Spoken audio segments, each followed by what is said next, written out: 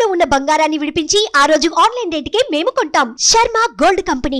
నమస్కారం, సుమన్ టీవీకి స్వాగతం. ప్రస్తుతం మనతో పాటు ఉన్నారు ప్రముఖ జ్యోతిష్య శాస్త్ర పండితులు బ్రహ్మశ్రీ నందివట్ల శ్రీహరి శర్మ గారు. గురుగారు నమస్కారం. వాగర్థావివ సంపృక్తౌ వాగర్థ ప్రతిపత్తయే జగతః పితరౌ వందే పార్వతీ పరమేశ్వరౌ.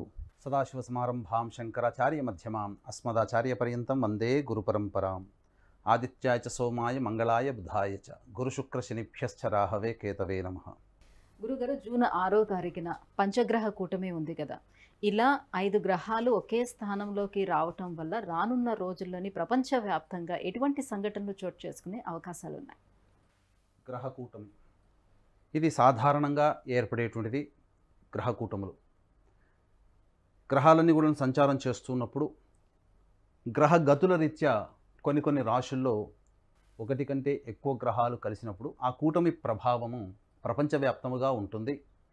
అందుకనే గమనించినట్లయితే పూర్వకాలంలో రాజులు అనేటువంటి వాళ్ళు ఇటువంటి గ్రహకూటములు ఏర్పడినప్పుడు పండితులను పిలిపించుకొని ఈ గ్రహకూటమి వలన ఎటువంటి అరిష్టయోగములు ఉంటాయి, ఎటువంటి సమస్యలు ఉంటాయి, ఎటువంటి లాభములు ఉంటాయని తెలుసుకొని అరిష్టయోగాలు ఉన్నప్పుడు ప్రపంచ శాంతికి, ఆ దేశ శాంతి కోసమై కొన్ని యజ్ఞయాగాది క్రతువులు అనేటువంటి వారు నిర్వహించేవాళ్ళు. తద్వారా దేశము సుభిక్షంగా ఉండేటువంటిది.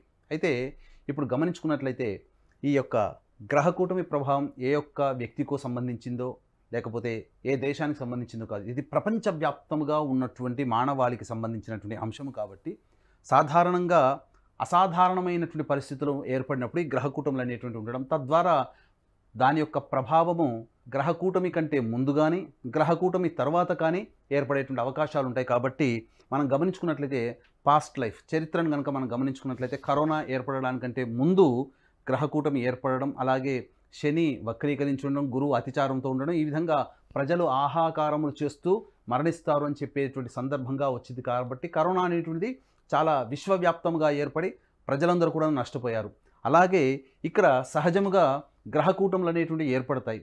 కానీ ఈ యొక్క జూన్ 6వ తారీఖు రోజున ఏర్పడేటువంటి గ్రహకూటమి ప్రభావము చాలా ప్రత్యేకమైనదిగా చెప్పవచ్చు. ఎందుకనంటే సాధారణంగా ఏదో ఒక తిథిలో ఏర్పడితే ఈ యొక్క జూన్ 6వ తారీఖు రోజున గ్రహకూటమి యొక్క ప్రభావము అమావాస్య రోజున ఏర్పడుతుంది.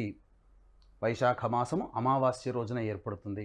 కాబట్టి ఈ అమావాస్య రోజున ఏర్పడుతున్నటువంటి దానికి ఈ యొక్క ప్రభావం ఎక్కువగా ఉంటుంది. అంటే ఏ విధమైనటువంటి ప్రభావం ఉంటుందంటే సాధారణంగా మనం గమనించుకున్నట్లయితే మనఃకారకుడైనటువంటి చంద్రుడు పూర్తిగా కనిపించకుండా ఉంటాడు. చంద్రుడు ఎక్కడికి పోడు సైన్స్ ప్రకారం, కానీ చంద్రుడు కనిపించకుండా ఉంటాడు, రవి మాత్రమే ఉంటాడు. అంటే దాని అర్థము మనఃకారకుడైనటువంటి వాడు చంద్రుడు, ఓషధులకి కారకుడు చంద్రుడు. కాబట్టి ప్రజలందరూ కూడా ప్రపంచవ్యాప్తంగా ప్రజలందరూ కూడా అన్రెస్ట్తో బాధపడతారు.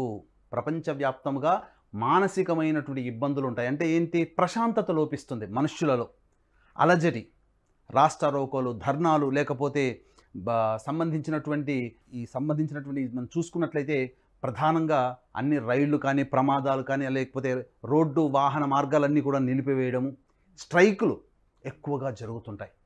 కాబట్టి ప్రపంచవ్యాప్తంగా ఈ యొక్క దేశాధినేతల పైన కావచ్చు, దేశంలో అంతర్గత సమస్యల ప్రభావం కావచ్చు, ప్రజలందరూ కూడాను వీధికి వచ్చి తమ యొక్క ప్రశాంతతని ఇబ్బంది కలిగిన విధంగా వెలిబుచ్చుతారు. అంటే ఏమిటి అక్కడ అర్థము? తమ యొక్క కోప ప్రకోపాలని వెలిబుచ్చుతారు.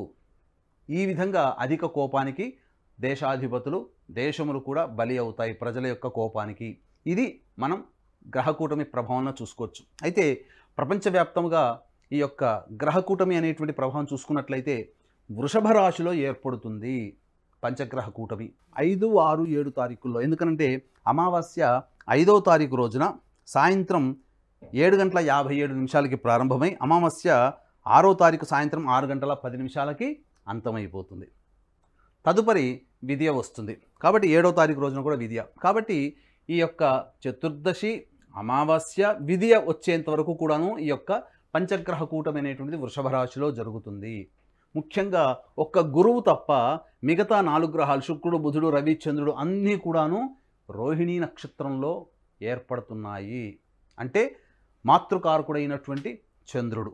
కాబట్టి ఇక్కడ ప్రపంచవ్యాప్తంగా మాతృత్వాన్ని ఎంజాయ్ చేసేటువంటి మహిళలు, అంటే ఏంటి? గర్భం దాల్చినటువంటి వాళ్ళు, గర్భధారణ కోసం ఎదురు చూసేటువంటి వాళ్ళకి కొంత ఇబ్బందులు తప్పవు. కాబట్టి ఎవరైతే కన్సీవ్ అయి ఉంటారో వాళ్ళందరూ కూడా జాగ్రత్తలు పాటించాలి. ఎందుకంటే అబార్షన్స్ జరిగేటువంటి అవకాశం ఉంటుంది. ఇంకా చెప్పాలి అని అంటే ఈ యొక్క వృషభ రాశిలో ఉన్నటువంటి సంబంధించినటువంటి ఒక దేశాలను కనుక మనం చూసుకున్నట్లయితే Ukraine, Moldova, Bulgaria, Cyprus, Switzerland, Taiwan, Australia, ఈ దేశాలలో అన్రెస్ట్, ప్రజలు అశాంతికి గురి అవుతారు.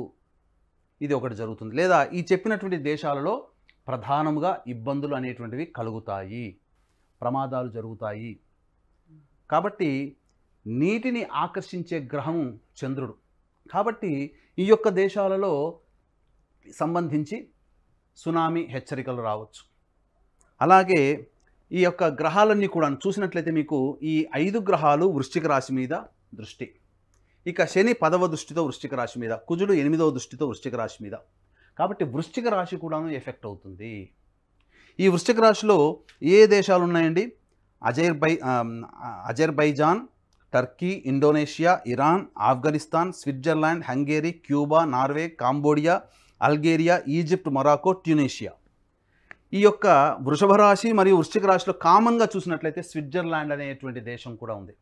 కాబట్టి స్విట్జర్లాండ్కి సంబంధించినటువంటి ఆ దేశానికి సంబంధించినటువంటి ఆర్థిక మూలాలు దెబ్బతినే అవకాశాలు ఉంటాయి. లేదా ఇప్పటి వరకు కూడాను నల్లధనమంతా దాచిపెట్టుకునేటువంటిది ఏంటి? స్విట్జర్లాండ్ దేశం. కాబట్టి తమ యొక్క సంబంధించినటువంటి మినిట్స్లలో అంటే తమ రూల్స్ అండ్ రెగ్యులేషన్స్ స్విట్జర్లాండ్ దేశం కొంత మార్చుకునే అవకాశాలు ఉంటాయి ఆర్థికపరమైనటువంటి లావాదేవీలకి సంబంధించి. ఈ చెప్పినటువంటి దేశాలలో చూసుకున్నట్లయితే వృశ్చిక రాశి మోస్ట్ ఎఫెక్టెడ్ రాశి అని చెప్పి మనం చెప్పుకున్నాం కదా, అందులో ఇరాన్ కూడా ఉందండి.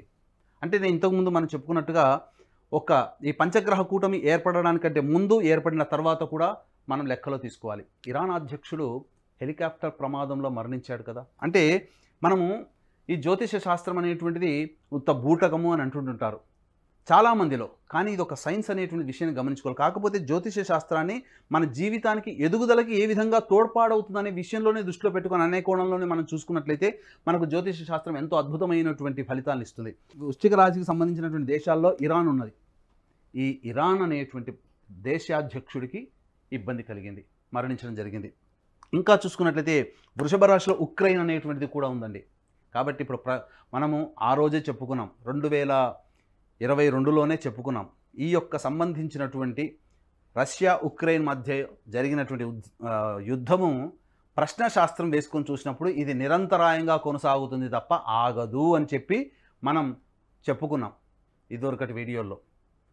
ఇప్పుడు వృషభ రాశిలో ఉక్రెయిన్ దేశం కూడా ఒక దేశం భాగం అవ్వడం ఈ కారణం చేత ఇప్పుడున్నటువంటి పరిస్థితులకి ఉక్రెయిన్ కూడా మోస్ట్ ఎఫెక్టెడ్ కంట్రీ అవుతుంది. అంటే ఏం జరుగుతుంది?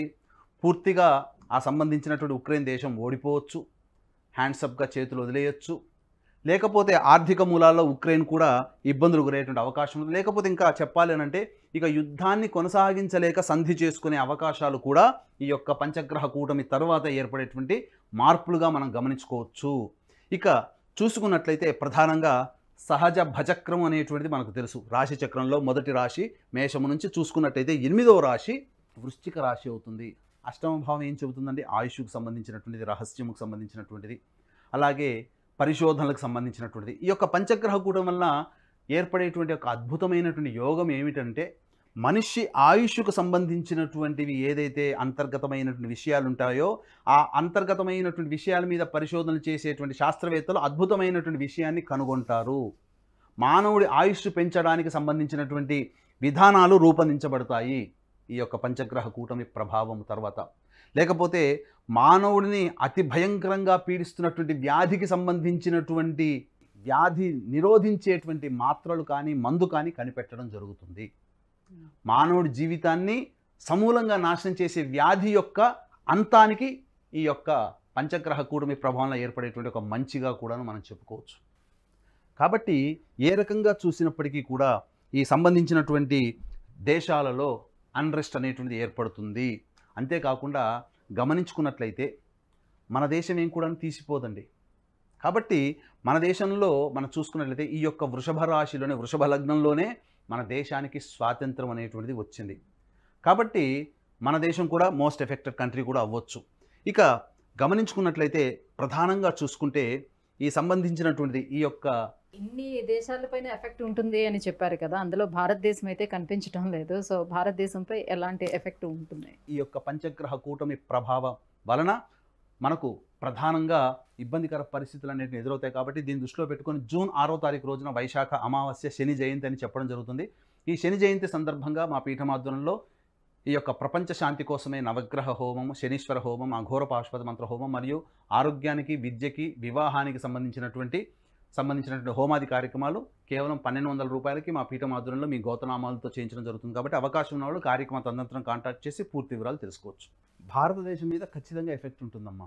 ఎందుకనంటే మనం చెప్పుకున్నాం ఇంతకుముందు, భారతదేశం యొక్క స్వాతంత్రం లభించినటువంటి సందర్భంగా ఉన్నటువంటి లగ్నము కూడా వృషభ లగ్నం అవ్వడం, ఈ వృషభ రాశిలోనే పంచగ్రహ కూటమి ఏర్పడడం, మన దేశాన్ని పరిపాలిస్తున్నటువంటి అనగా ప్రధానమంత్రి అయినటువంటి మోడీ గారి కూడా వృశ్చిక లగ్నం అవ్వడం, అనురాధ నక్షత్రం అవ్వడం గమనించుకున్నట్లయితే ఈ యొక్క వృశ్చిక రాశికి సప్తమంలో పంచగ్రహ కూటమి, చతుర్థంలో శని, అనురాధ నక్షత్ర జాతకుడైనటువంటి మోడీ గారు ప్రభంజనాన్ని సృష్టించి కొంత మార్పులు తీసుకువస్తారేమో అనేటువంటి భయాందోళన కలుగుతుంది. తద్వారా పంచగ్రహ కూటమి ఏర్పడిన నెల రోజుల లోపల మన భారతదేశంలో కూడా కొన్ని ఇబ్బందికర పరిస్థితులు ఎదురవుతాయి. ప్రజలు రాస్తారోకోలు, ధర్నాలు చేపట్టడం కానీ, మారణ హోమాలు, మూకుమ్మడి మారణ హోమాలు జరగడం కానీ జరగవచ్చు. అయితే మనం గమనించుకున్నట్లయితే మేషరాశికి సంబంధించింది మనది బాంబే. మన దేశ ఆర్థిక రాజధాని బాంబేగా పేర్కొంటున్నాం. కాబట్టి కొంత ఆర్థికమైనటువంటి లావాదేవీలలో కొన్ని ఇబ్బందులు అనేటువంటివి ఏర్పడతాయి ఈ యొక్క పంచగ్రహ కూటమి ప్రభావ తదనంతరం. మోసాలు కానీ, ముఖ్యంగా కేతుగ్రహ ప్రభావం కాబట్టి సైబర్ మోసాలలో అతిపెద్ద భారీ మోసాన్ని మనం ఈ యొక్క పంచగ్రహ కూటమి తర్వాత ఏర్పడే అవకాశాలు ఉంటాయి. ఇక వృషభానికి చూసుకున్నట్లయితే పూణే నగరం. కాబట్టి పూణే నగరం కూడా కొంత ప్రభావానికి గురవుతుందని చెప్పవచ్చు. కాబట్టి అందులో ఆ పూణే నగరంలో ఏదైనా కానీ ప్రజలకు సంబంధించింది కావచ్చు, మానసికమైనటువంటి ప్రశాంతతను కోల్పోవడం కావచ్చు, ఇలా జరగవచ్చు. అయితే మిథున రాశి అనుకున్నట్లయితే ఢిల్లీ. కాబట్టి ఈ ఢిల్లీ అనగా మిథున రాశికి వ్యయ స్థానంలో పంచగ్రహ కూటమి. కాబట్టి ఢిల్లీలో అత్యధికమైనటువంటి ప్రశాంతతని కోల్పోతుంది అని చెప్పవచ్చు. దీనికి గల కారణాలు కూడా చూసుకున్నట్లయితే ఈ పంచగ్రహ కూటమికి ఏర్పడుతున్నటువంటి ముందుగానే ఢిల్లీ పరిపాలించే వ్యక్తి జైలు పాలవ్వడం, జైలు నుంచి బయటికి రావడం, తద్వారా కొన్ని సంఘటనలు జరిగేటువంటి అవకాశాలు కూడా ఎఫెక్ట్ అవుతుంది. ఇక గమనించుకున్నట్లయితే కర్కాటక రాశిలో బెంగళూరు. ఇక్కడ చూసుకున్నట్లయితే కర్కాటక రాశి కాబట్టి బెంగళూరులో సంబంధించి లాభస్థానం, కర్కాటక రాశికి లాభస్థానంలో సంబంధించినటువంటిది పంచగ్రహ కూటమి ఏర్పడడం. కాబట్టి చారిత్రాత్మకమైనటువంటి నిర్ణయాలు తీసుకొని బెంగళూరు నగరం కూడా అభివృద్ధి చెందుతుంది. అనేక రంగాలలో ఆర్థికపరమైనటువంటి లావాదేవీల్లో బెంగళూరు నగరం అభివృద్ధి చెందుతుందని చెప్పవచ్చు. కాకపోతే అక్కడ ఇంకా ఈ సంబంధించినటువంటి బాధాకరం, కర్కాటక రాశి అంటే అన్ని లాభంలో ఉన్నాయి కాబట్టి లాభం అనుకుంటారు, కానీ బాధక స్థానము కర్కాటక రాశికి లాభస్థానము. కాబట్టి మనుష్యులు బాధపడేటువంటి సంఘటనలు కర్కాటక రాశిలో ఉన్నటువంటి నగరం బెంగళూరు కాబట్టి ఆ బెంగళూరు నగర చుట్టుపక్కల ప్రాంతంలో మనుషులు బాధపడే సంఘటనలు ఎక్కువగా చోటు చేసుకుంటాయి. ఇక గమనించుకుంటే సింహరాశికి చూసుకుంటే హైదరాబాద్. కాబట్టి ఈ సింహరాశికి సంబంధించినటువంటి హైదరాబాద్ అనేటువంటి ప్రాంతం కూడా మంచిగా చక్కగా ఉద్యోగ అవకాశాలు బాగా పెరుగుతాయని చెప్పవచ్చు. ముఖ్యంగా గమనించుకున్నట్లయితే ఇక్కడ వృద్ధులకి పెద్దపీట వేసేటువంటి అవకాశం, కొన్ని మార్పులు చేర్పులు జరిగేటువంటి అవకాశాలు ఉంటాయి, స్కీములు రావచ్చు. ఇక చూసుకున్నట్లయితే ఇక కన్యా, కోల్కతా. కాబట్టి ఇక్కడ ప్రధానంగా ఈ కన్యా రాశిలో ఉన్నటువంటి రాష్ట్రం కోల్కతా. కాబట్టి జరిగేటువంటిది ఏంటంటే అష్టమ స్థానంలో ఈ యొక్క శని ప్రభావము కుజుడు కంట్రోల్లోకి వచ్చేసేసింది. కాబట్టి ఇక్కడ ప్రధానంగా కొంత చెదురుముదురు హింసాత్మక సంఘటనలు జరిగి కొంత 144 సెక్షన్ కానీ ఇంకా బాగా ఎక్కువైతే రాష్ట్రపతి పాలన విధించే అవకాశాలు కానీ ఏర్పడబోతాయి. ఇక తులారాశికి సంబంధించి చూసుకుంటే షిల్లాంగ్. ఇక వృశ్చిక రాశికి సంబంధించి చూసుకున్నట్లయితే చెన్నై.